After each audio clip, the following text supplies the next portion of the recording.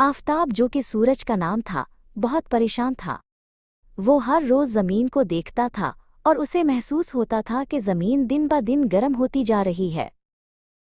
एक दिन आफताब ने जमीन से पूछा, ए मेरी प्यारी जमीन, तुम इतनी गर्म क्यों हो? क्या तुम बीमार हो? जमीन ने एक लंबी आह भरी और कहा, हाँ आफताब, मैं वाकई बीमार हूँ, और उसकी वजह एक मोटी चादर है जो मेरे ऊपर लपेट दी गई है। जमीन ने बताया, ये चादर फैक्ट्रियों से निकलने वाले धुएं के भूतों ने बनाई है। ये भूत मेरे ऊपर एक मोटी तह बना देते हैं जो तुम्हारी गर्मी को बाहर जाने नहीं देती। इसके अलावा जमीन ने मजीद कहा, सड़कों पर चलने वाली गाड़ियों की फौज भी रोजाना इस चादर को और मोटा करती जा रही है। इनका धुआं भी इस चादर में शामिल होकर मुझे और भी गर्म कर देता है। जमीन की आंखों में आंसू आ गए जब उसने कहा, और सबसे बड़ी वजह वो दरख्त काटने वाला देव है जो मेरे फेफड़ों को काट रहा है।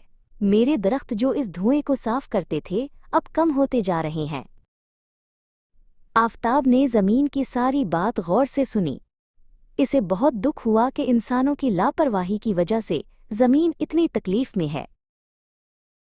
आफताब ने जमीन को तसल्ली देते हुए कहा, फिक्र मत करो जमीन, मुझे यकीन है कि इंसान तुम्हारी मदद करेंगे। वो इस मसले को समझेंगे और उसे ठीक करने की कोशिश करेंगे। वो नए दरख्त लगाएंगे, आफताब ने कहा, ताकि तुम्हारे फेफड़े दोबारा से मजबूत हो जाएं और तुम साफ हवा में सांस ले सको। और वो गाड़ियों की फौज को भी कम करेंगे, आफताब ने मजीद कहा। वो साइकिल चलाएंगे या ऐसी गाड़ियां इस्तेमाल करेंगे जिनसे धुआं नहीं निकलता। जमीन मुस्कुराई।